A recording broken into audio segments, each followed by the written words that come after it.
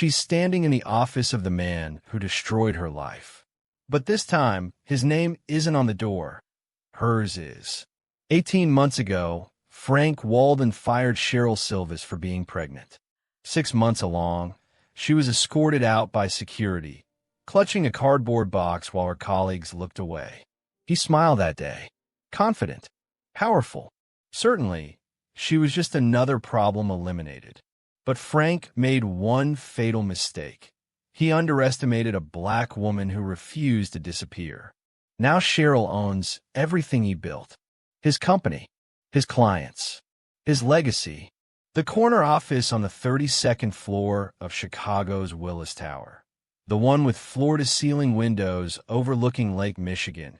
The office where Frank used to sit like a king surveying his empire belongs to her now. The nameplate outside reads Cheryl Silvis, CEO, Bednar Group. Her hand moves instinctively to her jacket pocket, touching the photo of her daughter, Naomi, the baby they fired her for carrying. Frank Walden called the child inconvenient timing during their last meeting. That baby is 14 months old now, healthy and perfect, and completely unaware that her existence triggered a chain of events that destroyed a CEO's career and rebuilt her mother's life. The irony tastes sweeter than Cheryl ever imagined. Because this isn't just a revenge story. It's about justice. It's about what happens when someone mistakes cruelty for power, when they believe their position makes them untouchable, when they forget that every action has consequences. Frank Walden forgot, and it cost him everything. Before we dive into this shocking story, I need a quick favor from you. If you're watching from Australia, anywhere in the USA, the UK, or anywhere in the world, drop your city in the comments. I want to see how far this voice is reaching. While you're there, hit the subscribe button. Stories like this aren't just entertainment. They're real experiences that teach us about love, trust, human behavior, and the uncomfortable truths people face. By subscribing, you're joining a community that values honest storytelling and meaningful conversations. Your likes and comments help this message reach someone who might need it. Now, let's get into what happened to Cheryl. 5 years before Frank made his fatal mistake, Cheryl Silvis walked into Bednar Group with everything to prove and nothing to lose. When she was 28 years old, she had a Northwestern University degree in cybersecurity, $87,000 in student loan debt, and the weight of her mother's sacrifices on her shoulders. The interview had been brutal. 3 hours of technical questions, coding challenges, and a kind of scrutiny that made it clear they were looking for reasons to say no. Why cybersecurity? Frank had asked during the final round, leaning back in his leather chair with the kind of casual authority that came from never being questioned. Because trust is everything, Cheryl had answered. Banks ask people to trust them with their entire lives, their savings, their mortgages, their children's college funds.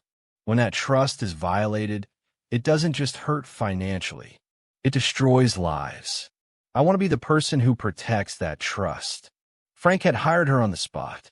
What he didn't know, what he wouldn't understand until it was too late, was that Cheryl's commitment to protection extended beyond banking systems.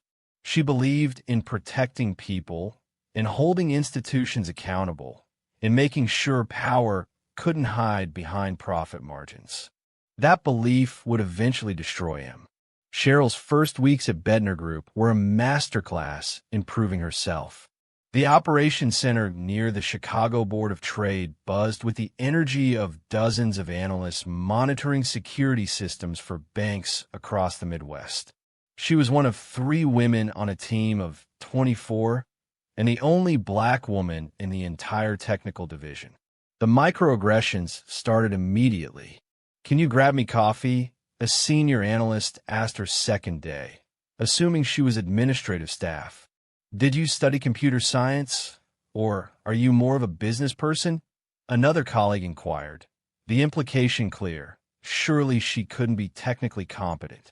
During team meetings, Her ideas were dismissed until a male colleague repeated them 5 minutes later, suddenly receiving praise for the same suggestion. Cheryl documented everything. Not because she planned to sue, not yet, but because her mother had taught her a crucial lesson growing up on Chicago's South Side. Baby, the world won't always be fair.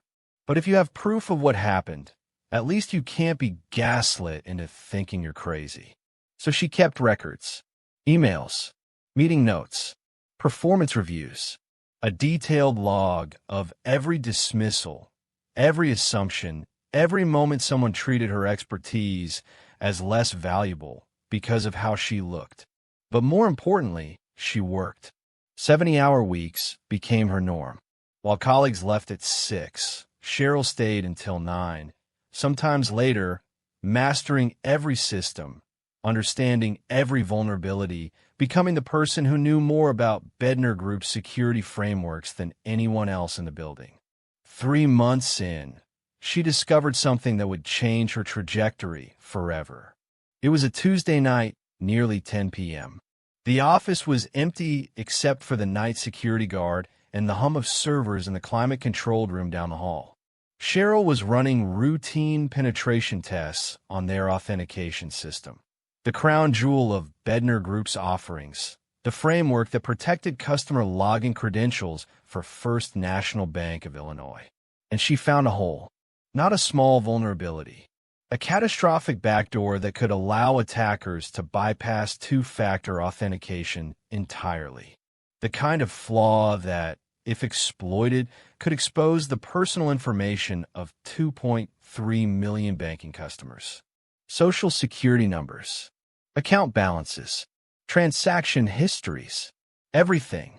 Her hands trembled as she documented the vulnerability. This wasn't just a security issue. It was a potential disaster that could destroy First National Bank's reputation and cost Bednar Group, their largest client. The system had been designed by Anthony Martin, a senior analyst who'd been with the company for 6 years. He was Frank's golden boy, the employee held up as the standard others should aspire to. And his code had a fatal flaw. Cheryl spent the next 3 days verifying her findings, running test after test, exploring every possible explanation that didn't end with Anthony Martin made a critical error. But there was no alternative explanation. The vulnerability was real, dangerous, and had somehow survived multiple code reviews. She scheduled a meeting with Frank for Friday afternoon. Walking into his office that day felt like approaching a judge for sentencing. Frank sat behind his massive desk, Chicago's skyline stretching behind him through windows that cost more than Cheryl's annual salary. William McMahon, the COO, was there too, a silver-haired man in his 50s who'd made it clear from day one that he didn't believe women belonged in technical leadership roles. "You've been here, 3 months?" Frank said, not looking up from his phone. "This better be important." Cheryl opened her laptop. "I found a critical vulnerability in the First National authentication system." That got his attention. Frank's eyes snapped up, his expression shifting from dismissive to alert. "What kind of vulnerability?" She walked them through it, step by step, showing exactly how an attacker could exploit the backdoor, demonstrating the potential damage, and explaining the urgency. She'd prepared 3 potential solutions, ranked by implementation difficulty and security effectiveness, with timelines for each approach. The silence when she finished was suffocating. William McMahon spoke first. "You're saying Anthony's design is flawed?" "I'm saying there's a vulnerability that needs immediate attention," Cheryl replied carefully. "It doesn't matter who designed it. What matters is fixing it before it's exploited." Frank studied her for a long moment, his expression unreadable. Then he leaned forward, elbows on his desk. "How long have you been here?" 97 days. Something shifted in Frank's face, surprise mixing with calculation. "You just saved us from a lawsuit that would have buried this company." He paused, glancing at William, then back to Cheryl. "And you made Anthony look like an amateur. That takes guts." It wasn't exactly praise. It was an acknowledgement that she'd proven her value while simultaneously threatening the hierarchy. Frank valued results, but he also valued loyalty, and loyalty, in his mind, meant protecting the company's existing power structure. But the vulnerability was too serious to ignore. Frank authorized the fix, and Cheryl spent the next 2 weeks personally implementing her solution. When it was complete, First National Bank CISO sent a personal thank you email praising Bednar Group's proactive security measures. Frank forwarded that email to the entire company. Cheryl's name was mentioned once. Anthony was praised for overseeing the security enhancement. It was her first lesson in how credit worked at Bednar Group. The results were hers, but the recognition belonged to men. Still, the discovery launched her career. Frank promoted her to senior security analyst within 6 months, acknowledging that her technical skills were undeniable, even if he was uncomfortable with how quickly she'd surpassed more senior employees. By her second year, she was lead architect. By age 30, senior security architect. She became Frank's secret weapon, the brilliant mind he'd parade before potential clients during pitches, proof that Bednar Group employed exceptional talent. She designed a security protocol for Great Lakes Federal Credit Union, a $3.2 million contract. She personally pitched and won Continental Security Bank, an $8 million deal that became Bednar Group's largest contract ever. By 2023, at age 33, Cheryl's work had touched 60% of the company's revenue. She generated over $15 million through her innovations and client relationships. She was, by any objective measure, one of the most valuable employees Bednar Group had ever had. But success came at a brutal cost.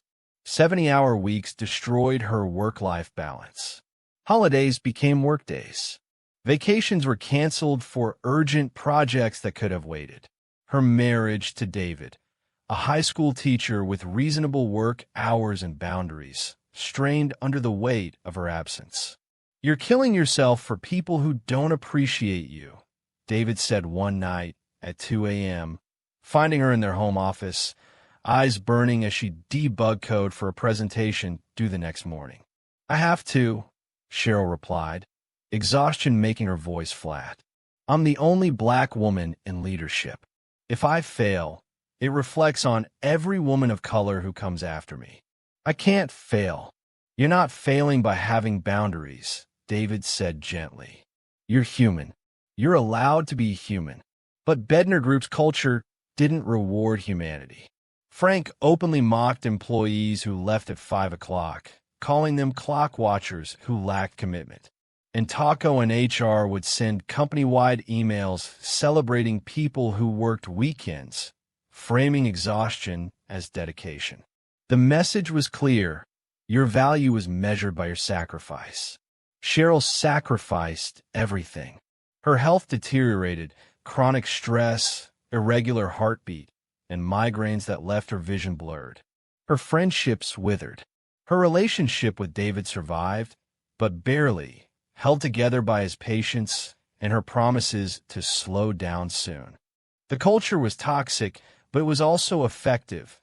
Bednar Group's revenue had tripled in 5 years, built on the backs of employees who confused overwork with excellence. Cheryl told herself it was temporary. She was building something, proving something, creating opportunities for the women who'd come after her. Then, in February 2023, 2 pink lines on a pregnancy test changed everything. The pregnancy test sat on the bathroom counter like evidence of a crime. Cheryl stared at it, emotions colliding in ways she couldn't organize. Joy she and David had been trying for 2 years, enduring monthly disappointments, fertility consultations, the quiet grief of negative tests. Terror. She knew what happened to pregnant women at Bednar Group, had watched it happen, had told herself it wouldn't happen to her because she was too valuable. Hope. Maybe motherhood and career could coexist. Dread, the certainty that Frank would see this as betrayal. David found her sitting on the bathroom floor, tears streaming down her face. "Baby," he knelt beside her, seeing the test, understanding immediately. His face transformed, shock melting into pure joy. "We're pregnant." "We're pregnant," Cheryl confirmed, and saying it aloud made it real in a way that terrified and thrilled her simultaneously. David wrapped her in his arms. For 10 perfect minutes, nothing else existed. No job, no Frank, no fear, just them and the possibility of becoming parents. But Monday morning arrived with its usual brutality. Cheryl drove to work through Chicago traffic, morning sickness making the commute miserable. She'd researched everything over the weekend. Her rights under the Pregnancy Discrimination Act and FMLA, Bednar Group's maternity leave policy, 12 weeks unpaid, the company's history with pregnant employees concerning. She had to tell Frank. Her due date would be November, 8 months away. Plenty of time to transition projects, train replacements, and document everything meticulously. She'd already mentally planned it. Complete the Continental Security Bank implementation by July. Ensure Anthony Martin could handle maintenance. Stay connected remotely during leave and return in February. She scheduled a meeting for Thursday afternoon, giving herself 3 days to prepare. Those 3 days felt like living on a cliff edge, knowing the fall was coming, but not knowing how far down it went. Thursday arrived. Cheryl walked into Frank's office at 3 p.m. with a folder containing her transition plan. 20 pages of detailed documentation showing exactly how her projects would be managed during her absence. She'd anticipated every question, prepared every answer, and removed every excuse for him to claim her pregnancy was a problem. "Frank, I have some personal news," she began, sitting across from him, maintaining eye contact, projecting confidence she didn't feel. "I'm pregnant. My due date is November 12th. The silence that followed lasted maybe 5 seconds. It felt like hours. Frank's expression shifted through several emotions: surprise, annoyance, calculation, before settling on barely controlled anger. He stood abruptly, walked to the window, hands clasped behind his back in that gesture he did when delivering bad news. "Pregnant," he said, the word emerging like something distasteful. He turned to face her. "Cheryl, this is incredibly inconvenient timing." The words hit like a slap. Inconvenient timing. As if pregnancy was a scheduling conflict. As if creating life required approval from a CEO. As if her body's biology needed to align with quarterly earnings. "I understand it requires planning," Cheryl said, voice steady despite rage building in her chest. "That's why I'm telling you now, with 8 months' notice. I've already created a comprehensive transition plan." "We're in the middle of the Midwest Banking Alliance pitch," Frank interrupted sharply. "They specifically requested you. This presentation could be worth $12 million. And you're telling me you might not be available? The pitch is in April. I'll be there. I'll complete it. My due date isn't until November. And then what?" Frank's voice rose. "You take leave, we lose momentum, and clients start questioning our stability. Do you understand what you're asking me to accommodate?" Asking. That word again. She wasn't asking permission to have a child. She was informing him of a biological reality and demonstrating professional responsibility in managing it. "I'm entitled to 12 weeks of leave under FMLA," Cheryl said, each word deliberate. "I've earned it. I've planned for it. And legally, you cannot retaliate against me for exercising that right." The mention of legality changed the temperature in the room. Frank's jaw tightened, his eyes narrowing in a way that made him look predatory rather than powerful. "Let me be very clear, Cheryl." He sat back down, leaning forward with his elbows on the desk. This company requires total commitment.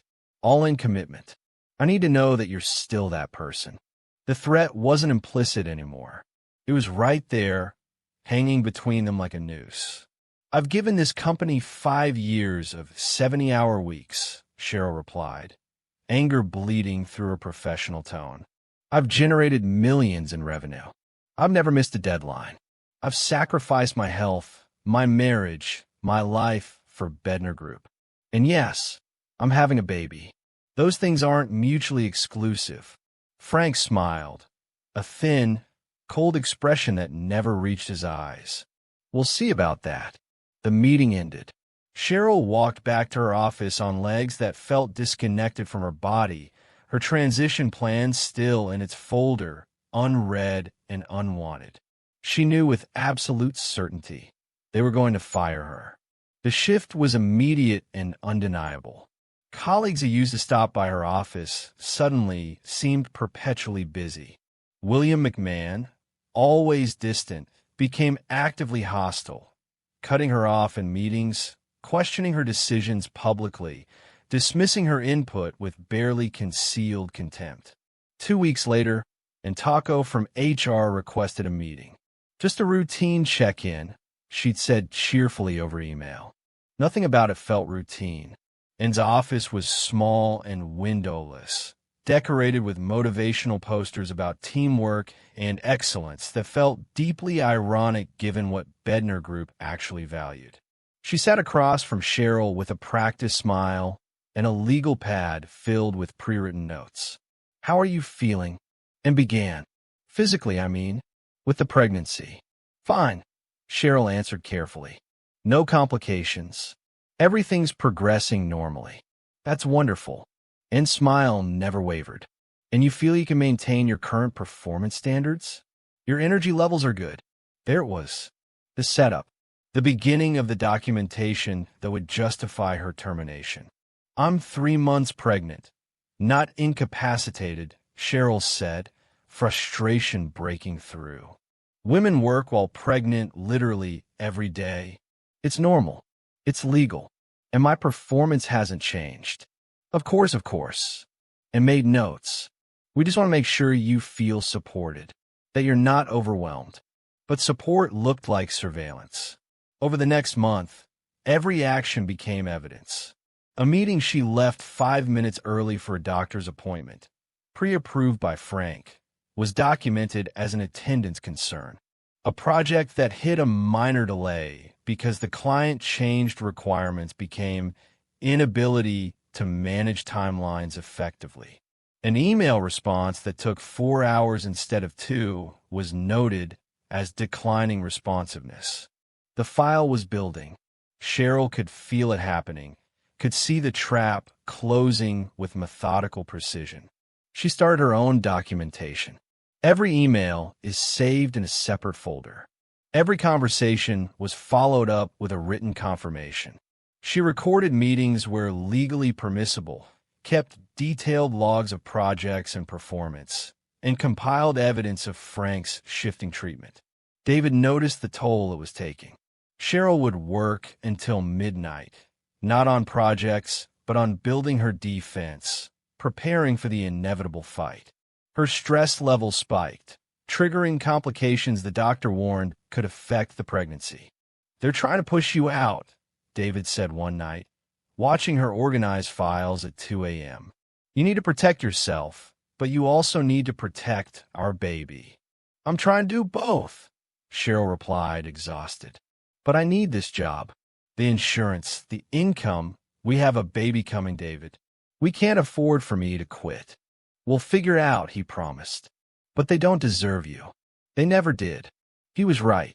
But knowing she was undervalued didn't make the betrayal hurt less. April brought the Midwest Banking Alliance pitch, held in a glass-walled conference room in Milwaukee with views of Lake Michigan. Cheryl presented for 90 minutes, explaining Bednar Group's grassroots banking security framework, demonstrating how it protected customer data, answering technical questions with the expertise that had made her the company's most valuable asset. She was 4 months pregnant, showing but not dramatically. Professional, confident, brilliant. The banking executives were impressed. They asked detailed questions about encryption protocols, about scalability, and about integration with their existing systems. Cheryl answered each one with clarity and depth that came from actually building these systems, not just selling them. Anthony Martin supported adequately, handling the implementation timeline discussion she trained him for. He was competent but unremarkable, exactly the kind of employee who succeeded at Bednar Group by being non-threatening to leadership. As they left the conference room, Frank actually smiled at her. "Good work," he said, the praise feeling like a temporary truce. The contract came through 2 weeks later, $12 million over 3 years, Bednar Group's second-largest deal ever. Cheryl had delivered it while pregnant, while Frank was building a case that her pregnancy made her a liability. She waited for public acknowledgement. At the company-wide meeting announcing the win, Frank praised the team's dedication and specifically highlighted Anthony's leadership potential and future with the company. Cheryl's name was mentioned once, in passing, as someone who contributed to the presentation. She won a $12 million contract. She received one sentence. That's when she knew with absolute certainty they weren't just firing her. They were erasing her. May 15th, 2023, a Friday afternoon. Cheryl was 5 months pregnant, showing clearly now her body doing what bodies do when growing human life. Frank called her into his office at 4 p.m. William McMahon was already there, along with Intako, both holding legal pads like shields. The setup was obvious, a firing squad disguised as a meeting. "Cheryl, thanks for coming in," Frank began with false warmth. "We need to discuss some organizational changes." Cheryl sat, placing her hands protectively over her belly, a gesture she'd unconsciously started making whenever she felt threatened. "The company's restructuring due to market pressures," Frank continued, the lies delivered smoothly. "We're eliminating several positions to remain competitive. Unfortunately, your role is one of them. Your last day will be May 29th, 2 weeks from today." The words landed like punches. "Eliminating your position. The oldest lie in the corporate playbook. You're firing me because I'm pregnant," Cheryl said, voice steady despite the fury and heartbreak tearing through her. "This is a business decision based on documented performance concerns and structural necessities," and interjected, her HR training evident in the carefully scripted language. "We have extensive documentation. Documentation you manufactured after I announced my pregnancy," Cheryl interrupted, leaning forward. "Every supposed concern began in March. Before that, my performance reviews were excellent. I just won you a $12 million contract. What exactly about my performance is lacking?" William McMahon spoke for the first time, his voice dripping with condescension.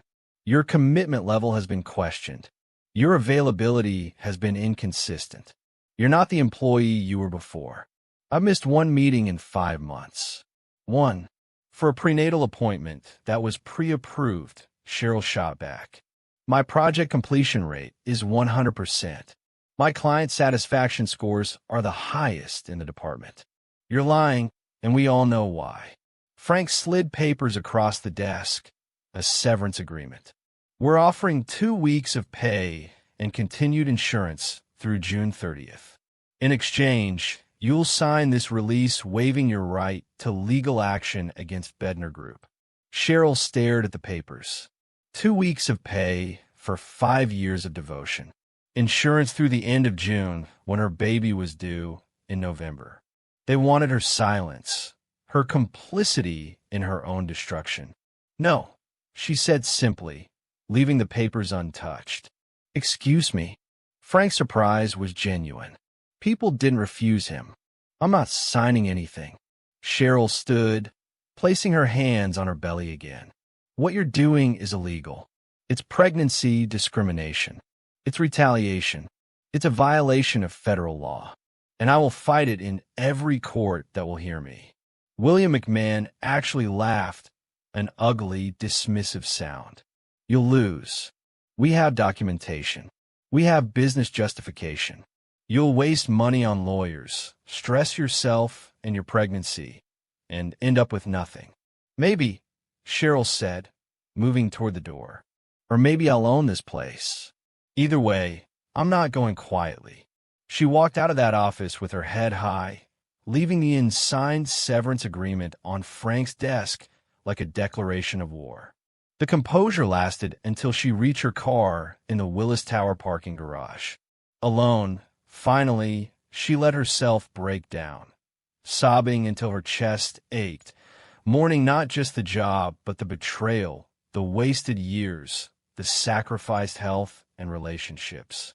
She believed excellence would protect her. She'd learned the hardest truth. For women like her, excellence was never quite enough. But as the tears slowed and rage replaced grief, Cheryl made a decision. They wanted her to disappear quietly, to accept her elimination as inevitable, and to believe her pregnancy made her disposable. She'd show them exactly how wrong they were. Cheryl pulled out her phone and called the employment attorney David had researched. The receptionist answered on the second ring. "Catherine Law Office, how can I help you?" "I need help," Cheryl said, her voice steady now, strengthened by fury and purpose. "My employer just fired me for being pregnant, and I'm going to make them regret every second of what they've done." Catherine Chen's law office occupied a modest space near Daley Plaza, sandwiched between a coffee shop and a copy center. It wasn't prestigious or intimidating, just functional, which somehow made Cheryl trust him more. Catherine herself was a 40-something Korean-American woman with sharp eyes and a reputation for taking workplace discrimination cases other attorneys avoided as too risky or too emotional. She listened to Cheryl's story without interruption, taking methodical notes, occasionally nodding. When Cheryl finished, Catherine set down her pen and looked directly at her. "Do you have documentation?" Cheryl opened her laptop. The folder she'd been building for months contained everything. Emails showing Frank's changed attitude after her pregnancy announcement, performance reviews proving her excellence before and the manufacturer concerns after, recorded conversations where legal, a detailed timeline of events, even witness statement from former colleagues who'd left Bednar Group and were willing to speak honestly. "This is prosecutor-level documentation," Catherine said, scrolling through files with growing appreciation. "You've essentially built the entire case already." "I knew they'd do this," Cheryl replied quietly. "I watched it happen to other women. I just didn't think I was vulnerable because I was valuable. I was wrong. They always think they're above the law," Catherine said, anger creeping into her professional tone. "Can we win?" "Yes," Catherine answered without hesitation. "The evidence is overwhelming. They violated the Pregnancy Discrimination Act, the Family and Medical Leave Act, and multiple Illinois state anti-discrimination laws. The question isn't whether we can win. It's how much they'll pay to make this go away." "I don't want to make it go away," Cheryl said firmly. "I want discovery. I want testimony. I want depositions. I want every client and employee to know exactly who Frank Walden is and what he does to pregnant women." Catherine smiled, a sharp, satisfied expression. "Then let's give them a trial they'll never forget." The lawsuit was filed on June 8th, 2023. Catherine didn't just sue for Cheryl's termination. She documented patterns of systematic pregnancy discrimination at Bednar Group going back 5 years. 3 other women were terminated within months of announcing pregnancies. 2 more were demoted or transferred to lesser roles. The discrimination wasn't accidental or isolated. It was policy, intentionally executed, designed to eliminate women who might prioritize family alongside career. The filing made immediate waves in Chicago's business community. Local employment law blogs covered it. The Chicago Tribune ran a story.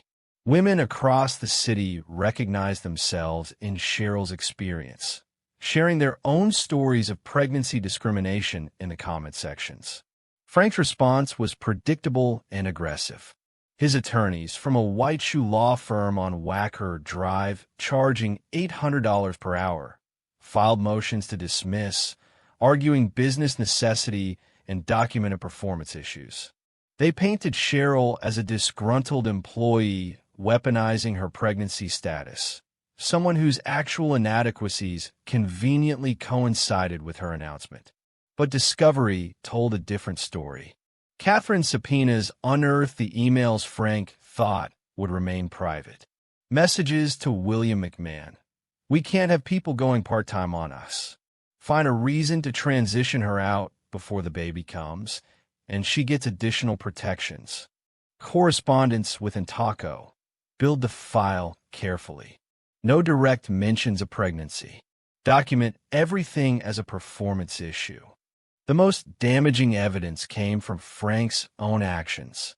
He claimed Cheryl's position had been eliminated due to restructuring. But Anthony Martin was performing her exact duties under the identical title Senior Security Architect, the same position Frank claimed no longer existed. Anthony earned $30,000 less than Cheryl, but managed her clients, used her frameworks, and handled her responsibilities. It was irrefutable proof of discriminatory intent. As the case gained momentum, something unexpected happened. Current and former Bednar Group employees began coming forward. A former analyst testified about the toxic culture that punished anyone who prioritized life outside work. A current manager, speaking under the protection of anonymity, described Frank's explicit comments about pregnant employees being liabilities we can't afford. Jennifer, fired 3 years earlier while pregnant, gave testimony through tears. I had complications during pregnancy. I lost insurance 2 weeks before giving birth. My daughter spent 5 days in NICU, and I paid $47,000 out of pocket because Frank Walden decided my pregnancy made me disposable. Diane, forced out during maternity leave, described financial devastation. I had to borrow money from my retired parents to pay rent. At 35 years old, with a master's degree and 10 years of experience.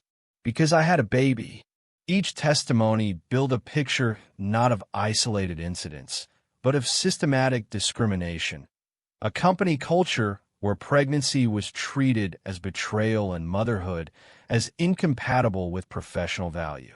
Meanwhile, Cheryl gave birth to Naomi on November 12, 2023, exactly on her due date. David was there, holding her hand through 16 hours of labor, crying when their daughter finally arrived, perfect and screaming and alive. In that hospital room at Northwestern Memorial, holding her newborn daughter, Cheryl felt something she'd been missing for months. Pure, uncomplicated joy. She's worth everything, David whispered, kissing Cheryl's forehead. Every fight, every sacrifice. She's worth it all. Cheryl looked at Naomi's tiny face, her daughter, who would grow up in a world Cheryl was fighting to make more just, and made a silent promise. You will never have to choose between being brilliant and being a mother. I'm making sure of it. That promise fueled everything that came next. February 2024. Chicago's federal courthouse stood imposing against a gray winter sky, its columns and steps suggesting justice might actually be possible within those walls. The courtroom was packed. Journalists, legal observers, former Bednar Group employees, women from across the city who'd experienced their own pregnancy discrimination and saw Cheryl's case as their proxy fight. This had become larger than one woman's termination. It represented every professional woman who'd been punished for daring to be both excellent and human. Cheryl sat at the plaintiff's table, Catherine Shun beside her, facing Frank Walden and his team of corporate attorneys across the aisle. Frank looked older than she remembered, grayer, diminished somehow, as if the legal pressure had physically shrunk him. Good. Catherine's opening statement was devastating in its simplicity. Members of a jury, this case is very straightforward. Cheryl Silvis was Bednar Group's most valuable employee for 5 consecutive years. She generated millions in revenue. She won their largest contracts. She received stellar performance reviews. Then she got pregnant. Within 8 weeks, she was fired. The only thing that changed was her pregnancy. That's not business. That's discrimination. And it's illegal. Frank's lead attorney, a silver-haired man named Richard Thornton, who probably cost more per hour than Cheryl used to make per day, countered with the narrative they constructed. Cheryl's performance had declined, her commitment wavered, and difficult but necessary business decisions were made. They presented their manufacturer documentation, the attendance concerns, the project delays, the vague performance issues. But under Catherine's cross-examination, their case disintegrated like paper in the rain. And Taco, the HR director, took the stand first. Catherine walked her through Cheryl's performance reviews chronologically. Ms. Taco, in December 2022, you rated Ms. Silvis as exceeds expectations in all categories, correct? Yes. In January 2023, you wrote, and I quote, Cheryl continues to be one of our most valuable technical assets. Correct? Yes. Ms. Silvis announced her pregnancy on March 8, 2023. The following week, you scheduled a meeting to discuss her commitment level. Had you ever scheduled such a meeting with Ms. Silvis before? No, but yes or no, Ms. Taco? No. Between March and May 2023, you documented 14 separate performance concerns about Ms. Silvis. In the previous 5 years, how many performance concerns have been documented? And hesitated. 2. 2 concerns in 5 years. Then 14 in 2 months, immediately following her pregnancy announcement. And you're testifying this is a coincidence. The concerns were legitimate. Ms. Silvis left one meeting 5 minutes early for a prenatal appointment. You documented that as attendance problems. But the meeting wasn't even mandatory, was it? No, but employees are expected. Yes or no, Ms. Taco? Was the meeting mandatory? No. Catherine pulled up emails on the courtroom screens. You wrote to Mr. Walden, building the file carefully. No direct mentions of pregnancy. What file were you building, Ms. Taco? The HR director's face paled. That's taken out of context. Were you building a termination file to justify firing Ms. Silvis for being pregnant? No, we were documenting legitimate. You wrote, no direct mentions of pregnancy. Why would pregnancy need to be avoided if this was truly about performance? And Taco had no good answer. William McMahon fared worse. Under cross-examination, he admitted Anthony Martin was performing Cheryl's exact role, contradicting Frank's claim that the position had been eliminated. He couldn't explain why a restructuring kept the job, but eliminated only the pregnant employee. His condescension on the stand, repeatedly referring to Catherine as dear and honey, made several jurors visibly angry. Then came Frank's testimony. Catherine Chun cross-examined him with surgical precision, using his own words to build an inescapable trap. Mr. Walden, you testified that Ms. Silvis's position was eliminated due to restructuring, correct? Yes, but Anthony Martin currently holds the title Senior Security Architect, the exact title Ms. Silvis held. How was that elimination? The role changed. What changed? Were Mr. Martin's responsibilities. Frank listed responsibilities, client management, security framework development, and team leadership, that were identical to what Cheryl had done. So the job exists with the same title and responsibilities, just with a different person. A person who isn't pregnant. The decision was based on performance. Let's talk about performance. Catherine displayed charts on the screens. During Ms. Silvis's tenure, she personally won contracts worth $23 million. Can you name another employee who generated more revenue? Not off the top of my head. I'll help you. The answer is no one.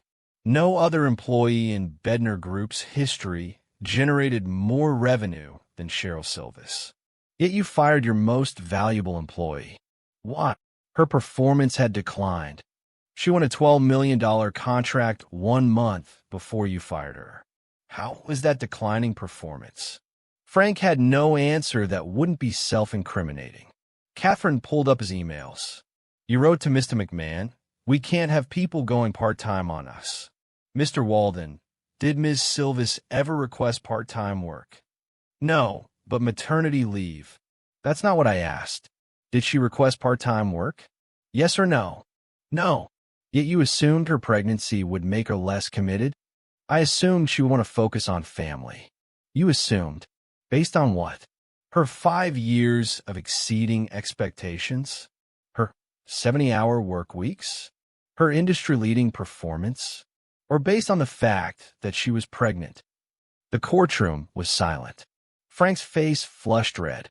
You treated pregnancy as incompatible with professional excellence, Catherine continued. You eliminated your most valuable employee because she dared to be both brilliant at her job and pregnant. That's not business judgment, Mr. Walden. That's discrimination. The jury, 7 women and 5 men, diverse in age and ethnicity, watched Frank squirm. Several were taking notes. Others looked openly disgusted.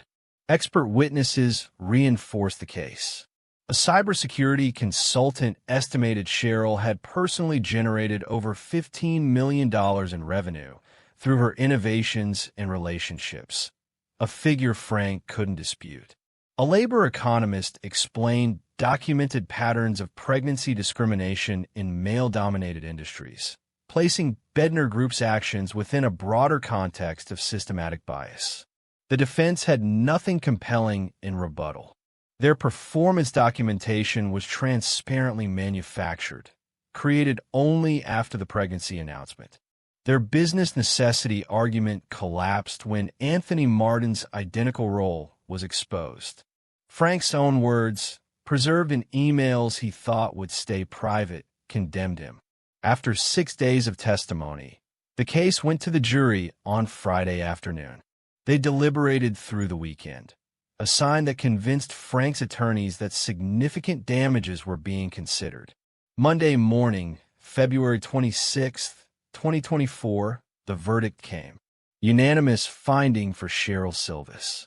Compensatory damages, $2.3 million for lost wages, emotional distress, career harm, and medical complications caused by termination-related stress. Punitive damages, $5 million. A clear message that pregnancy discrimination would not be tolerated in Illinois. Total, $7.3 million. Cheryl sat motionless as the verdict was read, David's hand gripping hers so tightly it hurt. Tears streamed down both their faces. Not sad tears, but the kind that come when justice, real justice, actually arrives. $7.3 million. But more than money, it was vindication. 12 strangers had looked at all the evidence and declared unequivocally, what happened to you was wrong, and you deserve restitution. Frank Walden's face drained of color. He'd gambled on intimidating her into silence, confident his power and resources would overwhelm her. He'd lost spectacularly. Outside on the courthouse steps, the media swarmed. Cheryl held 8-month-old Naomi in her arms as cameras flashed. This case isn't just about me, she told the reporters. It's about every woman who's been told she has to choose between career and family. We don't. We shouldn't. And companies that force that choice will be held accountable. Frank Walden thought my pregnancy made me disposable. Instead, it revealed that he was the liability all along. The verdict detonated through Chicago's business community like a bomb. The Chicago Tribune ran it front page. CEO ordered to pay $7.3 million in pregnancy discrimination case. Systematic bias exposed. Crane Chicago Business dedicated a feature to examining discrimination patterns in male-dominated industries. Local news stations ran the courthouse footage on loop. Cheryl holding her baby, speaking about justice, looking simultaneously vulnerable and unbreakable. Within 72 hours, 3 of Bednar Group's major clients terminated their contracts. First National Bank of Illinois released a public statement. We require our partners to uphold the same values of integrity and respect that we demand of ourselves. The conduct revealed in the Silvis versus Bednar Group trial does not meet our standards. Effective immediately, we are terminating our relationship. That contract had been worth $4.2 million annually. Great Lakes Federal Credit Union followed within 24 hours, citing irreconcilable ethical differences. Another $3.8 million gone.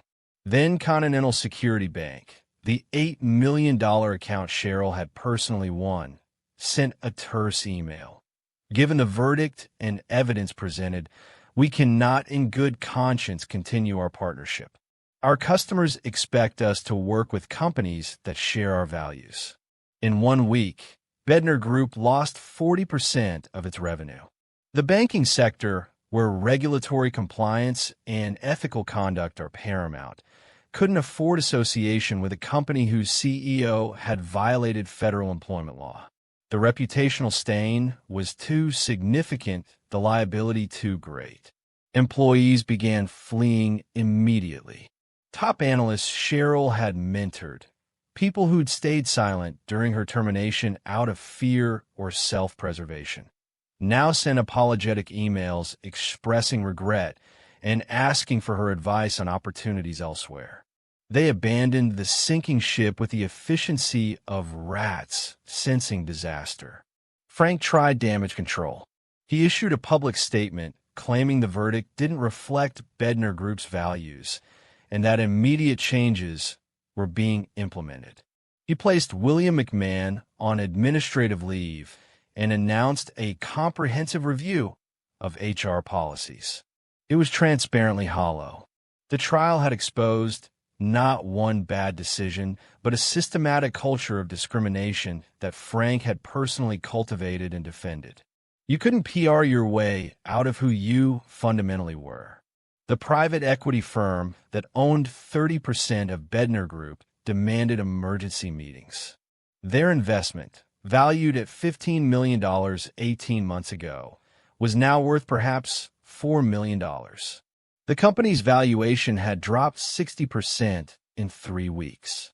They presented Frank with an ultimatum: resign voluntarily with modest severance, or face a removal process that would be public, ugly, and humiliating. Frank refused. He'd built this company. His ego wouldn't allow surrender on someone else's terms. So the board voted.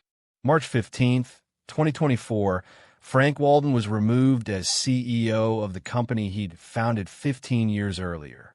But removing Frank couldn't save Bednar Group.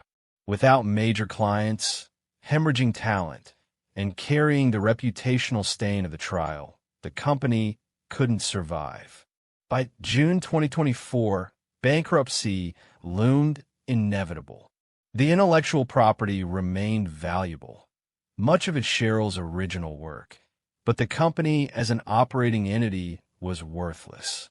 Cheryl watched this unfold with complex emotions.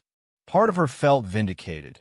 Frank had destroyed himself through his own cruelty, exactly as he deserved. But another part, the part that had given 5 years to building something meaningful, grieved for what Bednar Group could have been under ethical leadership. Then Catherine Chin called with an unexpected proposition. The bankruptcy trustee is looking for buyers for Bednar Group's assets. The IP, client contracts, the brand itself. Cheryl, you have $7.3 million. You have the expertise. You have credibility with the former clients. Have you considered buying it? The idea was audacious.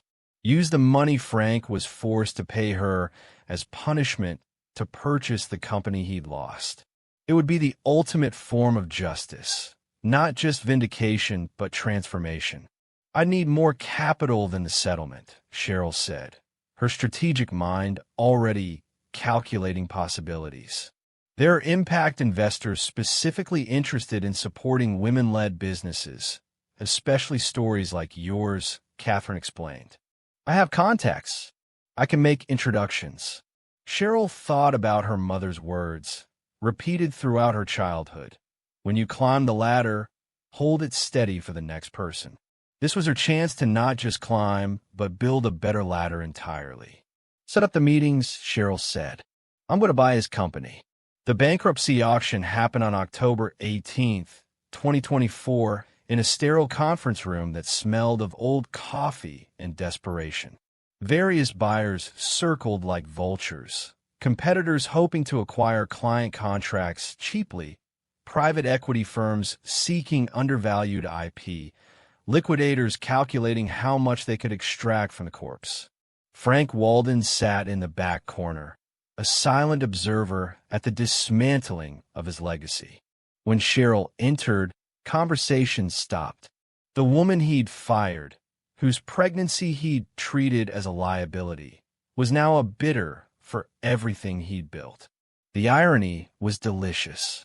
Cheryl had secured backing from 3 impact investment firms specializing in women-led businesses. Her pitch had been compelling.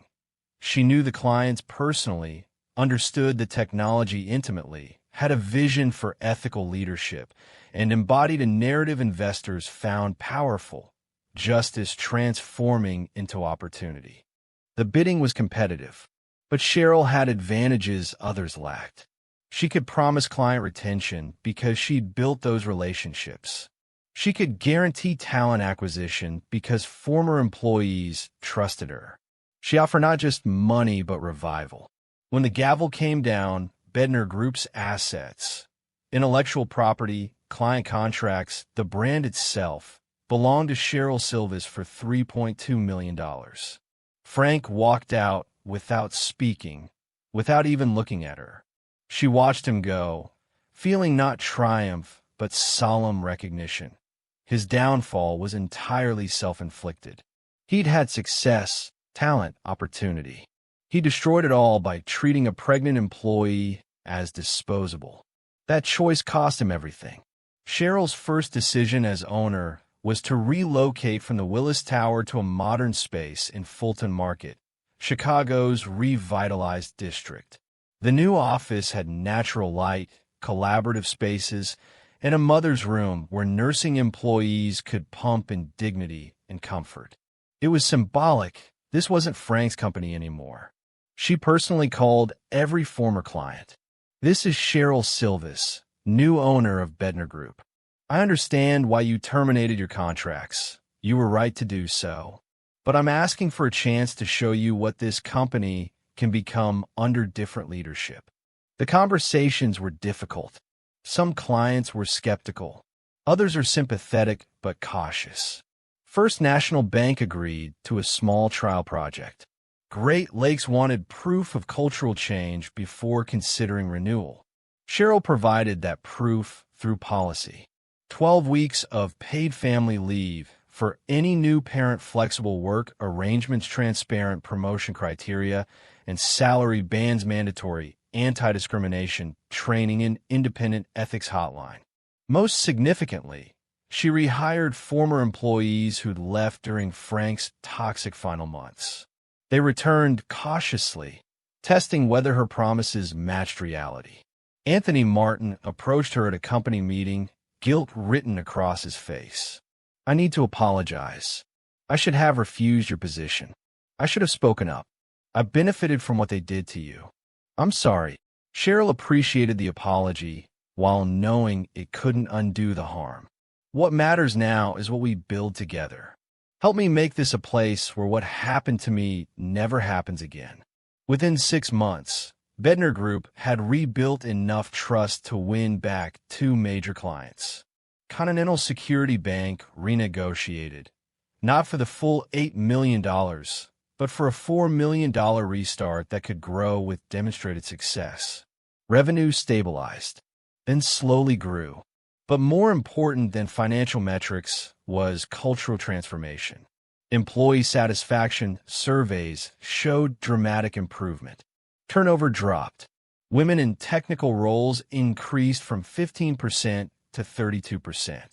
Cheryl became a sought-after speaker on leadership and workplace ethics. She testified before state committees on strengthening pregnancy discrimination protections. She mentored young women of color entering tech, sharing both successes and wounds, ensuring they understood that excellence didn't always protect you, but persistence could transform you. Her mother visited the new office one afternoon, the woman who'd cleaned buildings like this for decades. She walked through the space where her daughter's name was on the door, where her granddaughter's photo sat on the CEO's desk. She cried. "You didn't just climb the ladder, baby," she said, hugging Cheryl tightly. "You built a new one." Sometimes the greatest victory isn't destroying those who wronged you. It's transforming what they broke into something beautiful. Sometimes justice means not just fighting for yourself, but creating a world where others won't have to fight the same battles.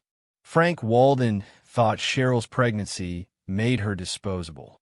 Instead, it revealed that he was the liability all along. His cruelty cost him everything. Her courage built something better. Would you have had the strength to turn your pain into purpose? If this story moved you, please share where you're watching from and subscribe for more true stories of resilience, justice, and transformation. Your support helps us continue sharing narratives that matter.